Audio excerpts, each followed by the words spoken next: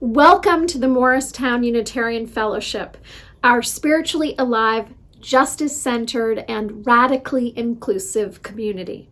We are so glad that you are here, whether it's your first time, your 51st time, or there are too many times to count. It is so important to be in community, especially at the end of a week where we saw democracy in action in Georgia, where community organizers successfully prevented voter suppression and got out the vote. Reverend Raphael Warnock and John Ossoff were the first Black and first Jewish senators to be elected to serve on behalf of Georgia. Reverend Warnock also happens to be the pastor of the Ebenezer Baptist Church in Atlanta, the Reverend Dr. Martin Luther King Jr.'s home church. The revolution of love was afoot at the polls. We also witnessed a terrifying backlash this week as white supremacists rallied and then stormed our nation's capital in an attempt to halt the process of counting the electoral votes, which affirmed Biden's win. The violent coup led to 5 deaths, over 50 injured officers, destruction of property, and it was a clarifying reminder that our democracy is fragile. We must actively work to co-create it every day as leaders and as citizens. The Capitol Police were overrun and their leadership was unprepared. The reception of violent white terrorists stood in stark contrast to the reception that nonviolent Black Lives Matter protesters received in the past. We have work to do in our nation to truly promote the health of a democracy that prioritizes equality and equity, liberty and liberation. Again, I am so glad you are here as we continue to make sense of what happened, the victory in Georgia and the violence in DC, and move forward. Today we are blessed to have our ministerial intern, Charles Loflin, lead our service. Thank you, Charles. One quick announcement. Our 14 community circles, which meet once a month on Zoom, are launching. 7 are open to all. 1 is for young adults. 2 are for parents. 2 circles are for retirees. 1 is for teachers. And 1 is centered on a spiritual practice of doodling. That's 14 groups. If you registered, I hope you received the email from me yesterday with your group info. And if you'd still like to join a circle, you can email care@muuf.org to let us know that you'd like to sign up. Again, welcome. It is good to be here together.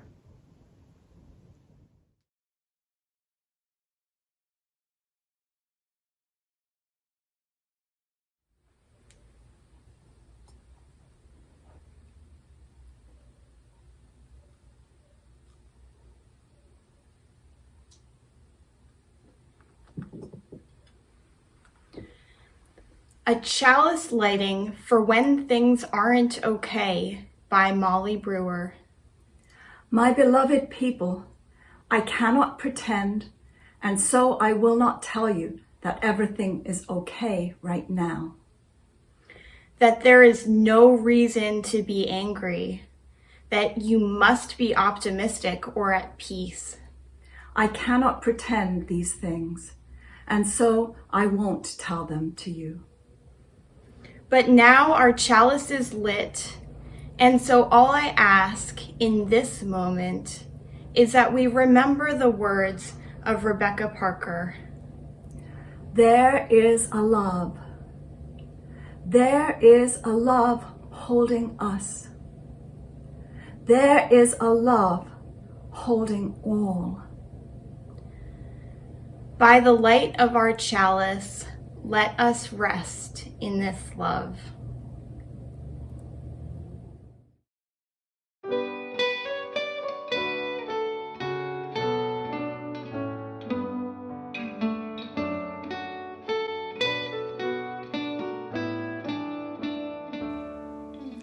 Wake now, my senses, and hear the earth call. Feel the deep power of being in all. Keep with the web of creation your vow, giving, receiving as love shows us how. Wake now, compassion, give heed to the cry. Voices of suffering fill the wide sky. Take as your neighbor both stranger and friend. praying and striving their hardship to end. Wake now, my conscience, with justice thy guide. Join with all people whose rights are denied. Take not for granted a privileged place. God's love embraces the whole human race. Wake now, my vision of ministry clear. Brighten my pathway with radiance here. Mingle my calling with all who will share. Work toward a planet transformed by our care.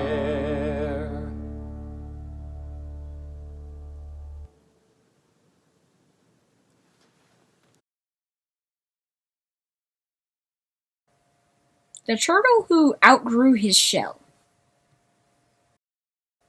Timmy the turtle was born with his shell and was never without it from what we could tell. He'd carried it with him wherever he'd go. It provided him shelter from rain or snow.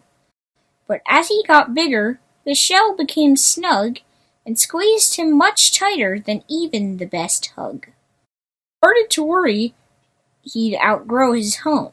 But what would he use instead of his dome?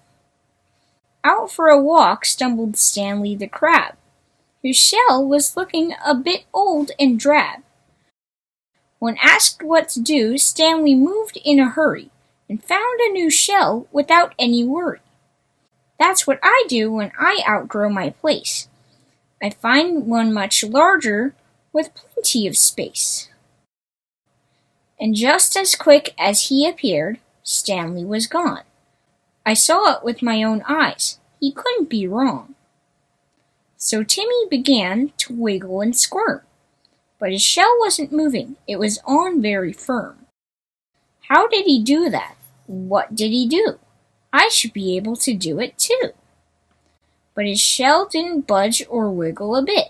My life is over, he just had to admit. He was so miserably sad that he let out a sigh. When a piece of shell fell off, he began to cry. He'd given up all hope and set out again, wearing a sign, "For sale, inquire within." While no one was interested in his humble abode, he continued to walk along the old winding road. He was hoping for a miracle, and about that time, he stepped in a shiny long trail of gooey slime. It was Franny the snail who was out and about, and when she saw him, asked why the pout. "I've outgrown my shell and don't know what to do. Has this sort of thing ever happened to you?" She was so nice and explained it all, how a shell wouldn't forever be so small. That shedding and peeling was actually good, because it was doing exactly what it should. Just like mine did, your shell will grow, even though it feels like it happens too slow. So no more worrying or getting carried away. There's so much to do on this beautiful day. Timmy wasted no time taking her advice.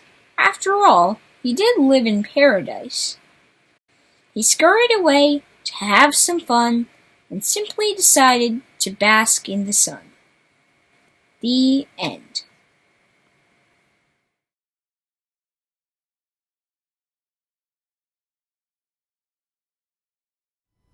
I invite you into a moment of prayer and meditation. And let's begin by bringing awareness to our breath. We will breathe in deeply together and then exhale. Breathe in and exhale. Again, breathe in and exhale. Once more, breathe in and exhale. Spirit of life, though we gather once again in disparate spaces, we affirm that we are nevertheless a community. We are connected in real and tangible ways, even when we are separated by distance. We are a community of memory and a community of hope, and we bring with us our experiences, our joys and our sorrows, our fears and our hopes, our longings and our expectations. Some of us may yet be processing the events of this week. Among the feelings we may be experiencing are sadness, anger, disbelief, determination, fear, so many feelings. As a community of faith, we covenant to support one another. And as a community of faith, we also affirm the principles that we hold as strong values and moral guides. They are not dogma or doctrine. Ours is no creedal faith. But they do inform how we choose to be in relationship with one another. And it is because of those relationships that we are part of this community. Blessed be.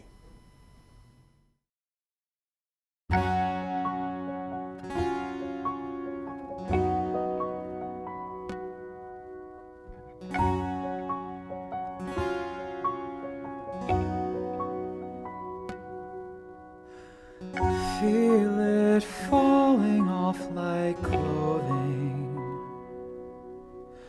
Taste it rolling on your tongue. See the lights above you glowing. Breathe them deep into your lungs. It was always simple, not hidden hard. You've been pulling at the strings, playing puppeteer for kings, and you've had enough. But the search ends here, where the night is totally clear, and your heart is fierce. So now you finally know that you control where you go. You can steer.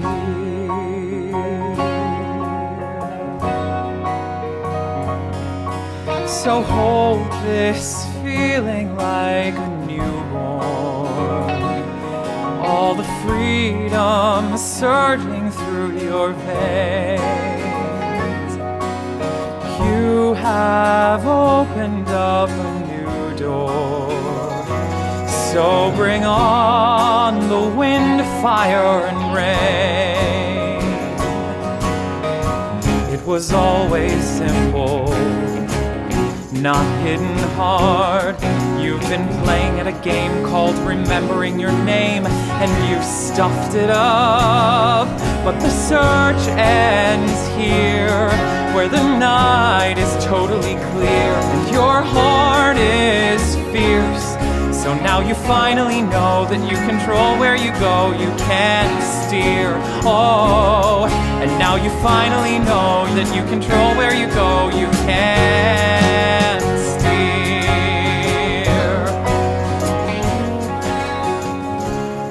'Cause you've been listening for answers.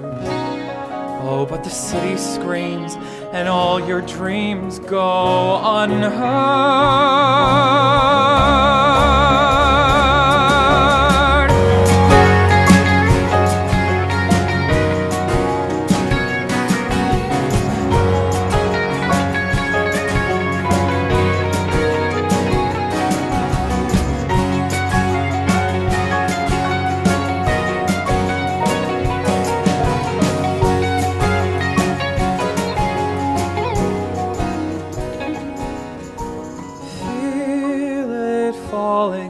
Like clothing, taste it rolling on your tongue. stars above you glowing. Oh, and breathe them deep into your lungs. It was always simple, not hidden hard. You've been pulling at the strings, playing puppeteer for kings, and you've had enough. But the search ends here, where the night is totally clear, and your heart is fierce. So now you finally know that you control where you go, you can steer. Oh, yeah, get out of the box and step into the clear. Oh, 'cause now you finally know you can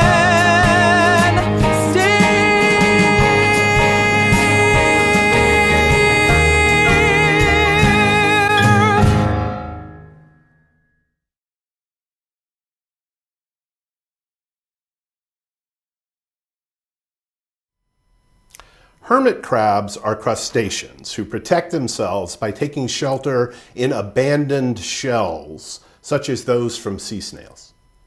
Now, these crabs frequently outgrow their borrowed shells, and as a result, they must find a larger container. Despite their name, hermit crabs can be quite social creatures.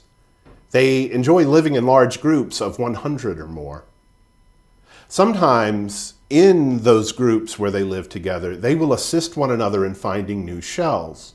So when a new large shell becomes available, hermit crabs have been known to arrange themselves from largest to smallest.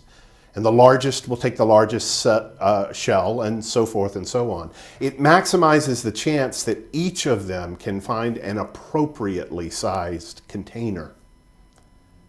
Other creatures like conch mollusks and turtles have shells that grow as they do.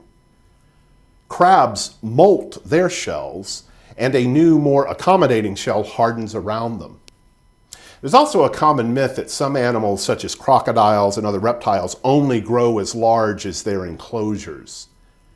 That is not true. It's also not true that a goldfish's growth is limited by the size of its tank. Creatures kept in containers that are inadequate in size will be adversely impacted, but their growth isn't constrained by their container. The same is true of most plant species. The proper pot size depends on the size of the plant and its needs. But a plant in a pot that's too small will need to be moved to a larger container for optimum growth. And of course, humans, like other mammals, need sufficient physical space as well. According to a 2018 study, the minimum amount of space a single person living in a city center or suburb should have is 269 square feet. It found that ideally, that number should be at least 430 square feet. In the United States, Americans have, on average, 656 square feet of living space per person. Now, for my purposes today, I'm less concerned with the amount of physical space that we occupy, and instead am focusing on the metaphorical concept of the container that defines what we experience. In particular, what I have in mind here is the German concept of Weltschauung. Weltschauung, which is literally world perception, is an important concept in German philosophy. It is often translated worldview, and it describes the framework of ideas and beliefs through which we observe, interpret, and interact with the world. Weltschauung can be thought of as the container through which we experience the world. That metaphorical container is comprised of foundational beliefs that each of us hold, and we hold those beliefs relative to our individual social locations and the respective identities. Moreover, that container is the framework from which we can make meaning of life, and it is the lens through which perceptions are filtered. Now, it's important to note that this container is not fixed, it's not static, set for all time. It is an ever-evolving entity that lets us know who we are and what matters most to us. And lately, I've been examining the boundaries of what that container means for me. Now, this isn't an unprecedented exploration. Over the course of my life, there have been particular moments where I felt compelled to reflect, especially in those times when I feel like my personal container has become inadequate and limiting. And this, too, is a time where I wonder if my container has become too small. One of my favorite plays of Shakespeare is The Tempest. In its opening scene, a ship returning from a royal wedding encounters a fierce storm that sinks the ship and strands the inhabitants on the shores of a strange island. Now, we soon discover that this was no ordinary storm, but was in fact orchestrated by the magician Prospero, who has been exiled on the island for 12 years with his daughter Miranda.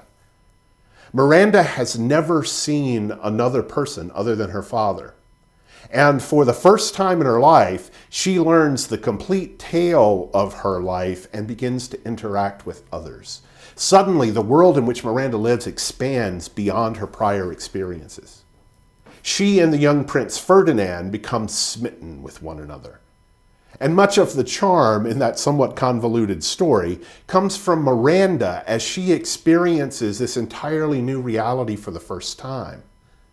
One of the most famous lines from Shakespeare is spoken by Miranda. She says, "Oh wonder, how many goodly creatures are there here? How beauteous mankind is! Oh brave new world that has such people in it." I think Miranda is reckoning with a container problem. Her container has become too small and she needs a larger one. Now, in her case, there's some anxiety and ambiguity that happens in the moment, but overall, her exploration happens in an atmosphere of opportunity. And I have experienced those kinds of moments when I have recognized the limitation of my container, but those were initiated by acts that were joyful. Among those moments for me, I count falling in love, holding each of my children for the first time, that moment of profound awe I felt seeing the Grand Canyon, and my decision to answer my call to ministry. Abraham Maslow, who is best known for his famous hierarchy of needs, said, "The great lesson from the true mystics is that the sacred is in the ordinary, that it is to be found in one's daily life, in one's neighbors, friends, and family, and one's backyard." Maslow coined the term peak experiences to describe these events. Hera Estroff Mariano and Dr. Anna Yusum say of these kinds of experiences that there are moments so packed with meaning that they shimmer through time. Some inspire awe by exposing the splendor of nature. Some deliver a flash of insight to solve what seems like an intractable problem. They are inherently transformative. They instantaneously expand awareness and alter one's sense of self. But of course, there are other moments in my life where I've had to face the reality that my container was too small, but the context was more challenging. Mourning the loss of a loved one, the deep disappointment of a betrayed trust, and most recently, the shock of watching the terrible events that transpired in Washington this last week. Mariano and Yusum describe these as such moments that can shed an illuminating light on the deepest dimensions of a person's being. Arriving unheralded, they may accurately reveal a person's strengths, expose vulnerabilities, unveil core convictions, divulge life values. They beget a profound state of knowing with searing speed. I guess the truth is that whether these pivotal moments are instigated by opportunity or by something not so great, they are watershed moments, markers in life's journey, after which nothing will ever be quite the same again. They are opportunities to expand our Weltsching. Whether we name them as burning bush moments or epiphanies or enlightenment or ahas or ecstatic visions, they are nothing less than sacred. When we choose to expand our containers, to find the deeper possibilities, and to more fully live into our values, we are open to not only being affected, but actually being transformed. And it can be very scary. I mean, it may be exciting and thrilling, but it might also be terrifying and overwhelming. I want to suggest that there are some principles that we can affirm as tools for adapting to these container expanding situations. Here are 4 concepts that I'm finding useful, and I've adapted these from an article in the American Psychological Association. First, focus on connection. Find those trustworthy and compassionate people who will share the journey. We do not do this alone. This is the reason we join together as a faith community. It's for mutual support and purpose. There is a temptation sometimes to isolate in the midst of uncertainty, and that can be a formidable challenge. Instead, focus on connection. Next, foster wellness. Self-care is essential, and that means attending to your physical needs, the needs of nutrition, rest, and activity, but it also includes mindfulness and spiritual practices, whether those take the form of journaling or meditation, prayer, or something else that works for you. It can be tempting to mask our discomfort and pain, but the goal is to manage our stress, not to try to eliminate it. Third, be present. Affirm your direct experience. Maintain perspective and accept that uncertainty and change are inherent in our human experience. Strive to be present in each moment. And finally, lean into your values. These opportunities for self-discovery abound. If we embrace our self-worth and recognize our interconnectedness, then our values will show us the way. It's important to add here that it's also crucial to seek help when you need it, particularly to seek professional help if you feel unable to function or perform basic activities. None of us is alone on this journey. You know, perhaps there's nothing quite so miraculous as the realization that each of us is in the process of becoming. Each and every moment is the realization of the dynamic process of our own creation. Our capacity for self-reflection means that our containers are not static. We can choose. And when we discover that our container may in fact be too small, we can grow. May it be so.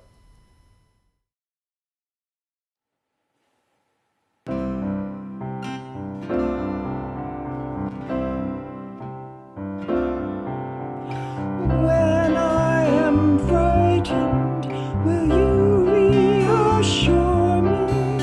When I'm uncertain, will you hold my hand? Will you be strong for me? Sing to me quietly. Will you share some of your stories with me? If you will show me compassion, then I may learn to care as you do.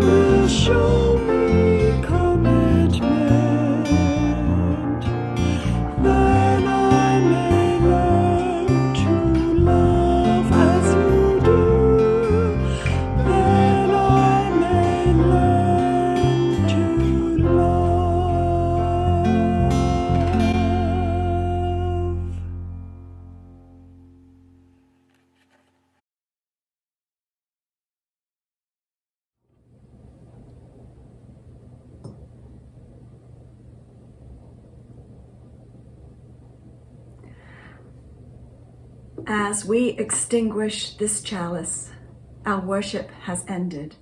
Now let our service begin.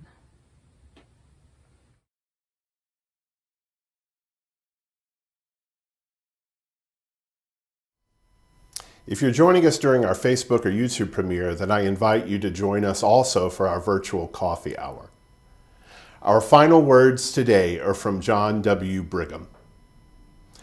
Go your ways, knowing not the answers to all things, yet seeking always the answer to one more thing than you know.